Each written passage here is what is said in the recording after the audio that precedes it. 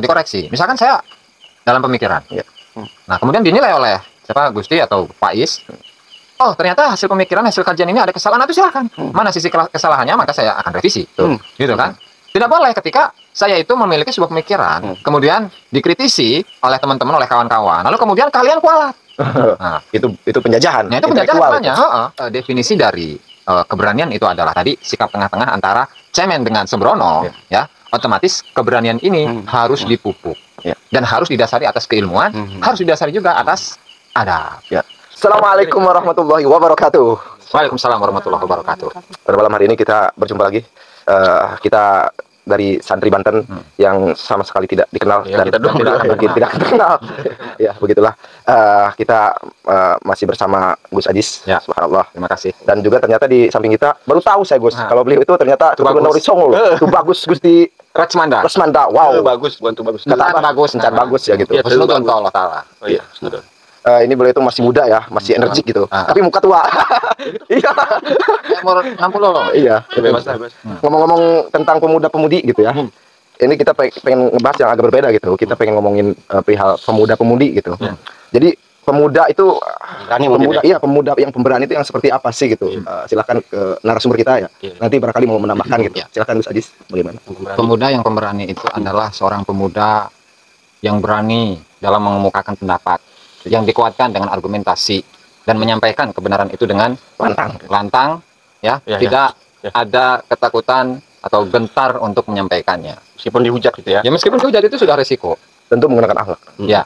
Jadi tidak bisa kita ini berani sementara cuman omongan doang gitu kan. Iya benar terus.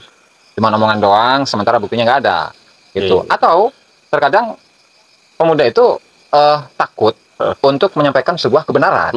Jadi misalnya saya kasih contoh. Ada seseorang yang dia dari sisi pengetahuan, dari sisi wawasan, dari sisi keilmuan itu luar biasa. Tetapi karena ada unsur-unsur tertentu sehingga dia itu kagok itu? Gak enak, sungkan untuk menyampaikan kebenaran itu. Nah sehingga mau maju bagaimana bangsa ini ketika pemudanya dengan model yang seperti ini? Terlalu ketidakenakan. Betul. Emang budaya kita juga sih. Budaya kita. Cuman yang namanya kebenaran harus ditegakkan ya. Betul. Kan terlebih lagi kita kan sudah ibaratnya ya kalau seorang santri jauh-jauh dari rumah, kemudian dia itu meninggalkan keluarganya, datang ke sebuah pesantrennya pun bertahun-tahun. Selama ini apa yang dia dapat dari sisi keilmuan? Otomatis kan banyak gitu yang dia dapat dari guru-gurunya atau santri-santrinya, dari guru-gurunya ataupun kiainya gitu ya. Lalu fungsi dari pengetahuan ini apa? Kalau bukan untuk mengemukakan bahwa kebenaran itu harus dipertahankan, harus diperjuangkan. Ya. Nah meskipun ya dari sikap dirinya dalam memperjuangkan sebuah kebenaran itu jelas beresiko kan? Mau dihujat, dibully. Ya padahal kalau zaman sekarang mah hujatan itu ya paling di kolom komentar YouTube gitu kan. Cemen. Nah, sementara untuk kontak fisik itu kan jarang. Nah, kecuali grup sebelah gitu kan. Yang suka main fisik, yang persekusi, padahal cara dilihat dari sisi kesalahan ya nggak salah. Nah, lantaran dia itu baper gitu kan, nggak terima sehingga dipersekusi oleh orang lain untuk dipaksa untuk meminta maaf, menandatangani surat kesepakatan yang ditempel dengan materi ditandatangani. Itu kan sikap yang tidak gentle, sikap yang bukan pemberani, gitu kan. Dikira saya itu yang pemberani itu yang selalu berkuat. Di tangan saya ada darah kotor, darah Rasul katanya. Pokoknya dia ngebangga-banggain asal gitu. Kita pengen tahu apa parodinya dari beliau gitu. Gimana itu? Oh iya. Gitu. Yang lalu itu ya. Coba. Saya melihat itu ya, ada Om Habib yang gondrong itu yang setrek. Ya blonde itu. Gimana katanya? Di dalam darahku mengalir darah Rasulullah. Begitu katanya Gus. Kesal saya Gus sama orang kayak gitu. Jadi yang dipertanyakan itu adalah apakah kemuliaan seseorang itu ada apakah ada di dalam darahnya? Ya oke, saya jawab. Hakikatnya kemuliaan manusia itu bukan dari sisi zat. Artinya begini. Siapapun itu ya, siapapun manusia, ketika dia itu memiliki kesolehan, baik dalam sikap, perbuatan dan hati, ya, dalam menjalankan agamanya, taat kepada Allah, tunduk kepada Allah, tidak tunduk kepada nafsu, maka hakikat orang tersebut adalah orang yang mulia di sisi Allah Ta'ala dan juga di sisi manusia, ya. Dan ini tidak melihat dia itu anak siapa. Nah, sehingga oleh banyak ulama itu ketika ditanya, ini saya bacakan redaksinya lah biar enak. Jadi silakan buka di dalam kitab Al-Jawahir wa Durar. Mimastafadahu Sayyidi Abdul Wahab Asy'arani min Syekhihi Sayyidi Ali Al-Khawas. Itu di halaman 77 ya. Di sana beliau menjelaskan tentang membanggakan diri. Beliau mengatakan sa'altu Syekhana radhiyallahu anhu anil fakhri fil ibad hal huwa bidzat au bil arad. Saya bertanya kepada guru saya yang namanya Syekh Ali Al-Khawas tentang kebanggaan yang ada dalam diri manusia, yang ada dalam diri hamba-hambanya Allah Subhanahu wa taala itu, apakah sifatnya itu adalah zat? Ya misalkan seperti darah gitu kan. Seperti apalah gitu. Nasab apa segala macam gitulah. Atau dilihat dari sifat luar. Artinya sifat yang silih berganti gitu.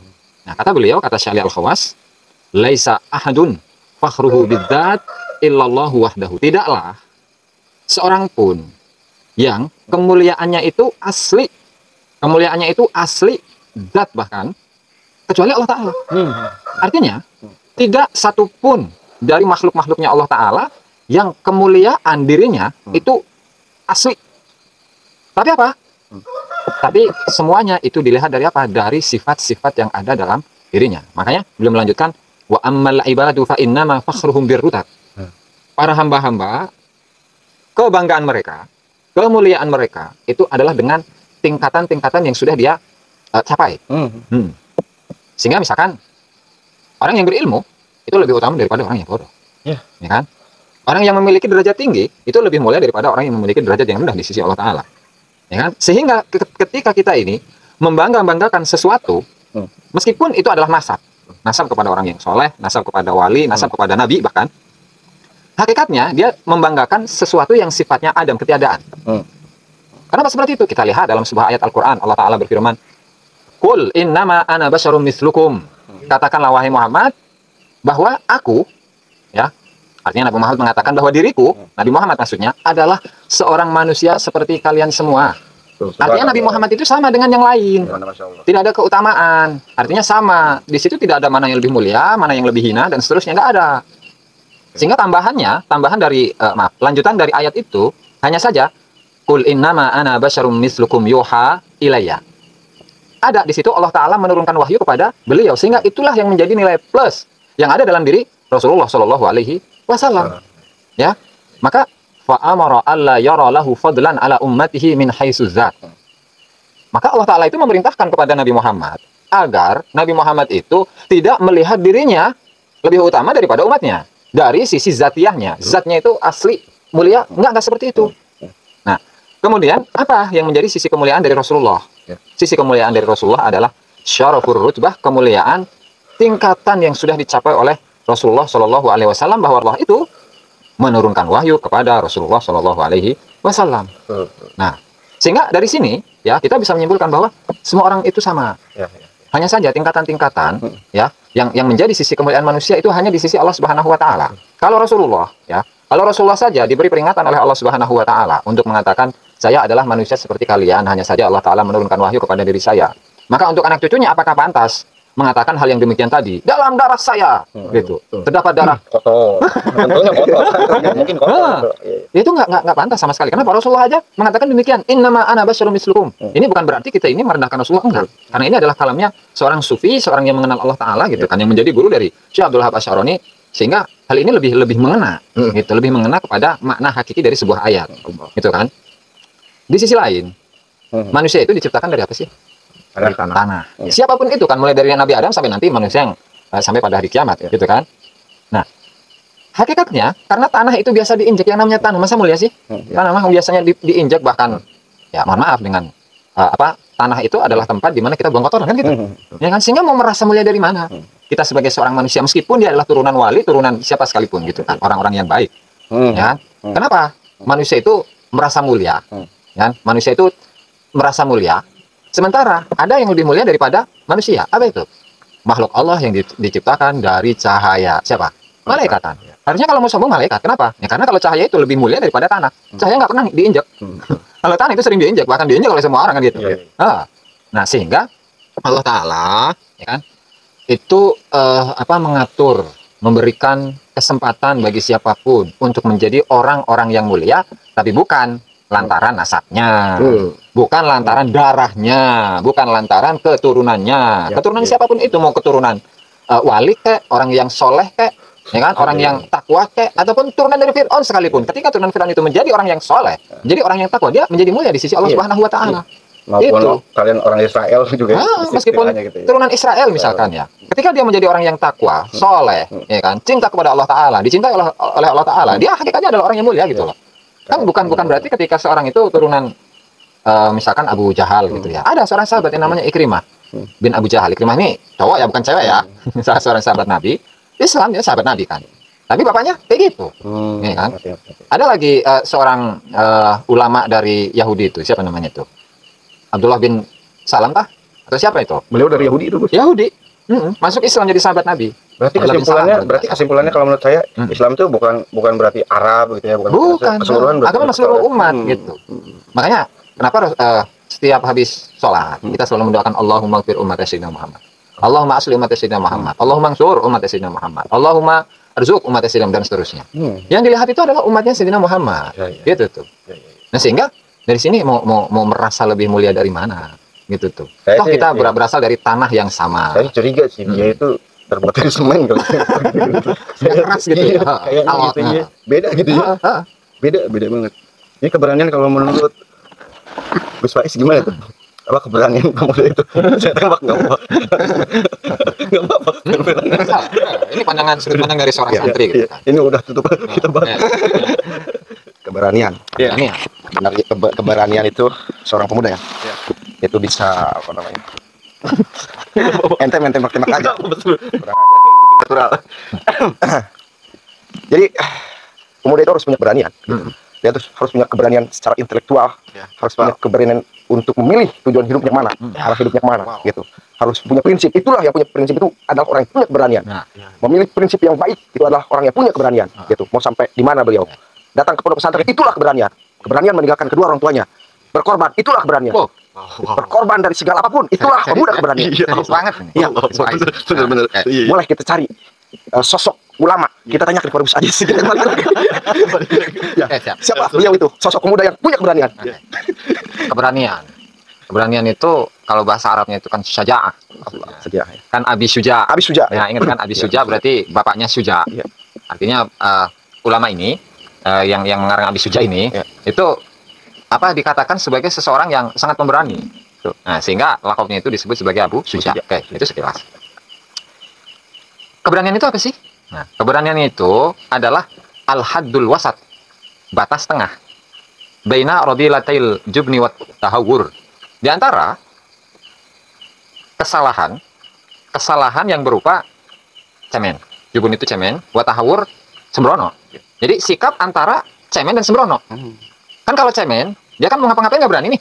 Cundang lah istilahnya. Cundang. Jadi kalau dihadapkan dengan musuhnya belum apa-apa dia udah mundur gitu kan, udah ngumpet. Nah, kalau tahawur kan sembrono asal-asalan gitu, langsung aja main labrak gitu tanpa berpikir gitu. Tanpa ada pertimbangan, perhitungan sehingga dia langsung maju. Nah, ini yang namanya berani itu di tengah-tengah antara dua hal ini. Artinya maju nggak terlalu maju-maju amat, nggak sembrono, mundur, cemen, ya enggak juga. Nah, pemberani itu adalah sikap tengah-tengah. Artinya setiap langkah apapun yang akan dia lakukan itu penuh dengan pertimbangan, penuh dengan perhitungan. Nah, sehingga karena definisi dari keberanian itu adalah tadi sikap tengah-tengah antara cemen dengan sembrono, ya otomatis keberanian ini harus dipupuk dan harus didasari atas keilmuan, harus didasari juga atas adab. Berarti orasi-orasi yang menyudutkan pemerintah dengan caci maki, dengan hujatan-hujatan terhadap pemerintah itu bukan keberanian, itu konyol. Tadi itu keberanian yang apa terlalu berlebihan, terlalu sembrono gitu. Itu bukan keberanian, sembrono, konyol itu namanya. Apalagi itu apa menafikan keturunan oleh Songo itu bukan keberanian juga itu, konyol itu, bahaya itu. Bisa-bisa dimusuhi oleh semua orang Indonesia. Udah sekarang udah terjadi. Udah terjadi. Asal bacot. Ya. Asba berarti. Asbak. Iya. Ya kayak tadi aja saya nggak sengaja lihat di Instagram yang bilang gitu dari Oknum Habib gitu kan. Yang mengkritik Habib itu iblis gitu. Itu sembrono banget ya. Maksudnya nggak langsung mikir tuh ya. Harus mikir dulu. Iyalah dipertimbangkan, mestinya pertimbangan. Apalagi di halayak ramai namanya juga ceramah gitu kan. Makanya saya tuh dibanding ceramah ya, maaf ya. Saya lebih senang terjun langsung ngaji gitu. Nah kan kita ngaji sekarang. Iya, kalau ceramah tuh emang sih orang sekarang tuh kebanyakan gitu ya. Sekarang emang seneng denger ceramah gitu, nonton di YouTube gitu, nggak belajar langsung gitu dari kitab gitu kan. Kalau ceramah itu kan ada unsur, biasanya sih ada unsur pribadi atau berpihakan lah gitu, nggak netral. Makanya ngaji.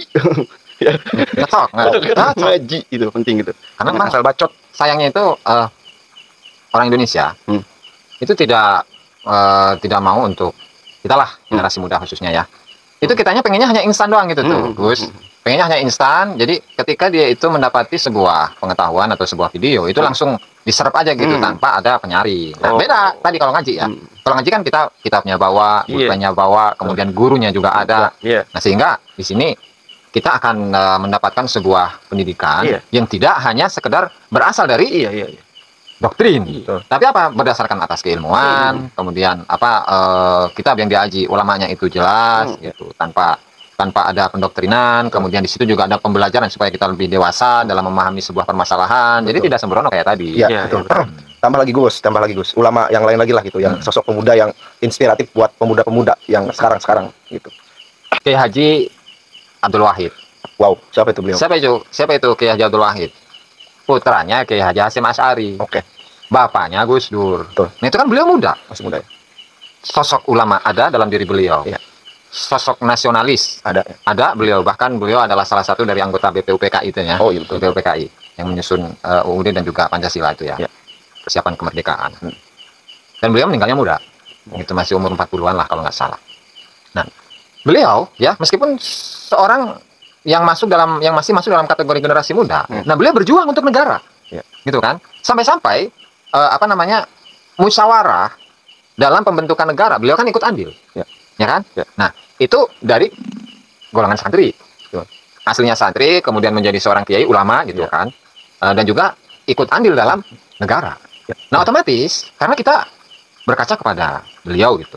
Sebagai seorang santri, sebagai seorang ulama, sebagai seorang negarawan juga.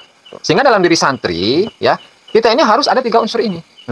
Ya bolehlah untuk kiainya kita nggak kita ambil, karena selama-lamanya kita akan menjadi santri kan gitu. Karena ketika kita merasa jadi kiai itu beda. Apalagi menjadi seorang tokoh besar gitu yang ahli ceramah sana sini gitu kan. Beda. Walhasil ciri santri itu yang namanya santri, itu pasti dia tidak akan merasa dirinya memiliki ilmu yang luas. Selalu belajar dan belajar sampai meninggal. Nah, itu jiwa santri. Artinya dia bisa belajar ke siapapun. Ya. Mau kepada orang yang lebih muda, mau orang yang sepantaran, mau kepada orang yang lebih tua, dia akan belajar dalam hal apapun. Ya kan? Karena ilmu itu tidak dibatasi dengan kitab itu kan. Tapi ilmu, pengetahuan, kebijaksanaan dan seterusnya itu bisa diambil dari apapun dan siapapun. Nah, kemudian yang kedua, ada jiwa nasionalisme yang ada dalam diri beliau. Artinya, beliau itu berusaha bagaimana caranya agar Indonesia ini menjadi sebuah negara yang merdeka. Merdeka dalam hal apapun ini. Kalau dulu merdeka dari penjajahan kolonial. Belanda misalkan, merdeka juga dari penjajahan Jepang. Nah, untuk sekarang adalah santri itu harus merdeka dari penjajahan intelektual. Karena kenapa seperti itu ya? Karena seringkali kita itu mendapati seorang santri yang dia itu tidak berani dalam mengemukakan pendapatnya. Dibungkam kadang ya. Lantaran dia dibungkam. Nah, ini kan sama penjajahan ini, Mas. Kecuali kalau misalkan santri itu memang ingin menjadi seseorang yang jiwanya selalu terjajah sampai hari kiamat. Beda lagi kan gitu. Ya, artinya sebagai seorang santri kita harus memiliki jiwa yang merdeka dari sisi pemikiran, ya kan? Tapi tetap harus ada rem-remnya gitu. Jangan mentang-mentang pemikiran itu merdeka lantaran kemerdekaan itu harus dikejar, kemudian dia itu langsung serang sana sini tanpa ada pertimbangan gitu. Jadi tadi kembali kepada sifat asyajah atau keberanian itu sendiri.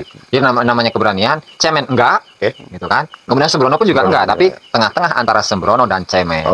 Gitu. Berarti kalau misalkan Gus Acis nih ternyata ada kesalahan, apakah sama kita nggak boleh ditegur? Boleh, harus itu. Jelas. Harus. Ketika dikoreksi. Misalkan saya dalam pemikiran. Nah, kemudian dinilai oleh Gusti atau Pak Is. Oh, ternyata hasil pemikiran, hasil kajian ini ada kesalahan, itu silahkan. Mana sisi kesalahannya, maka saya akan revisi. Gitu kan? Tidak boleh ketika saya itu memiliki sebuah pemikiran, kemudian dikritisi oleh teman-teman, oleh kawan-kawan, lalu kemudian kalian kualat. Nah, itu penjajahan. Nah, itu penjajahan namanya. Jadi jiwa saya ini pengen jadi penjajah. Harus, jadi semua orang itu harus mengikuti pemikiran yang saya miliki. Itu nggak boleh. Nggak boleh itu ya? Betul. Ya, karena semua manusia itu merdeka dari sisi pemikiran. Gitu ya. Memang orang Indonesia itu kan punya watak karakter yang gak enakan gitu ya, yang gak enakan. Misalkan kita punya kakak gitu ya, atau punya guru gitu, atau punya orang tua yang berbeda pikirannya, tapi ada kesalahan di sana gitu. Nah kita mengikuti justru malah, itu gimana ya? Salah ya berarti ya? Salah. Kan gini, seseorang itu mengoreksi kepada orang lain. Itu kan harus menjelaskan kesalahan kamu satu dari sisi anu. Jelas. Argumentasinya 1, 2, 3. Oke. Kesalahan kedua begitu juga. Kesalahan ketiga begitu juga. Nah tapi kalau belum apa-apa sudah menjustifikasi duluan, tanpa ada menjelaskan, tanpa ada kejelasan, penjelasan, kesalahannya apa, argumentasinya apa, sama aja dengan penjajahan itu kan. Oh iya. Jadi bertentangan dengan ideologi kemerdekaan lah gitu lah ya. Gimana menurut Gus Ti ini tentang pemuda yang pemberani itu? Kalau menurut saya pribadi ini sih berani beda ya, dan mengeluarkan pendapat gitu, meskipun banyak hujatan, cacian, itu sih pemuda pemberani kalau menurut saya. Lagi-lagi dengan akhlak ya. Akhlak ya. Jadi siap menerima semua resiko. Apapun itu ya, apapun itu, nggak peduli. Selagi memang ada aturan-aturannya kan, nggak sembrono tadi. Iya, karena kan ngaji. Makanya berani, apalagi didasari dengan ilmunya kan, harus berani lah, harus berani banget. Beda kan sama yang gitulah udah. Malas ngomongnya sebenarnya. Jadi di sini kita itu membahas tentang pemuda yang pemberani, dan juga kita jangan semerta-merta mengagung-agungkan nasab kita ke atas, mengagung-agungkan keturunan kita ke atas. Kita diciptakan oleh Allah dengan bentuk tanah ya. Ya, berasal dari tanah, unsur tanah. Merendahkanlah sampai tidak ada lagi orang yang merendahkanmu. Allah. Gitu ya. Iya benar. Jangan sombong yang saya bilang itu. Di atas ketoprak masih ada kerupuk. Aman, Gus. Silakan tutup. Oke, cukup sekian. Semoga bermanfaat ya. Amin. Assalamualaikum warahmatullahi wabarakatuh. Waalaikumsalam warahmatullahi wabarakatuh.